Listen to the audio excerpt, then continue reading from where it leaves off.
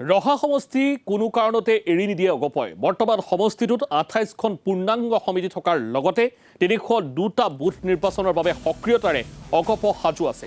সংবাদমেল সম্বোধন কৰি এই মন্তব্য ৰহা অগপৰ নেতৃত্বৰ। দলৰ বিষ্ণু দাসক আগন্তুক নিৰ্বাচনত টিকট প্ৰদানৰ দাবী। বিষ্ণু দাসে টিকট লাভ নকৰিলে যথাসময়ত উপযুক্ত সিদ্ধান্ত গ্ৰহণ কৰা হ'ব বুলিও সংবাদমেল যোগে সদৰি কৰিছে অগপ নেতাই।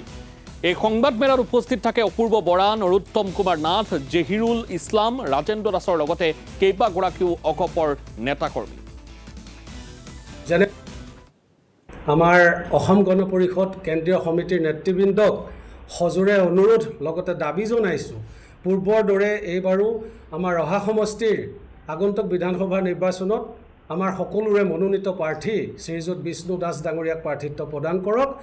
আৰু তাৰ লগে লগে আমি ৰাষ্ট্ৰীয় সংযুক্ত মৰ্চাৰ সন্মানীয় নেতৃবৃন্দকো অনুৰোধ কৰিছোঁ যাতে ২০২১ চনত যেনেকৈ আমাৰ ৰহা সমষ্টিটোত বিষ্ণু দাস ডাঙৰীয়াক প্ৰাৰ্থিত্ব প্ৰদান কৰিছিল, এইবাৰো তেখেতলোকে দয়া কৰি আমাৰ নেতাগৰাকীক প্ৰাৰ্থিত্ব প্ৰদান কৰক। চাওক, আমাৰ দলীয় নেতৃত্ব আৰু লগতে আমাৰ সংগঠন, আমাৰ দলৰ যিখিনি কৰ্মী সকলো একগোট হৈ আমি মূৰামূৰি সময়লৈকে আমি অপেক্ষা কৰিম। আমি আশাবাদী যাতে আমাৰ নেতৃত্বই প্ৰাৰ্থিত্ব পাব বুলি আমি যথেষ্ট আশাবাদী। তথাপিও যদি কিবা কাৰণত সময়লৈকে আমি নাপাওঁ বা আমাৰ প্ৰাৰ্থী বঞ্চিত হ'বলগীয়া হয়, তেতিয়া আমি সমসাময়িকভাৱে আমি উপযুক্ত সিদ্ধান্ত ল'বলৈ বাধ্য হ'ম।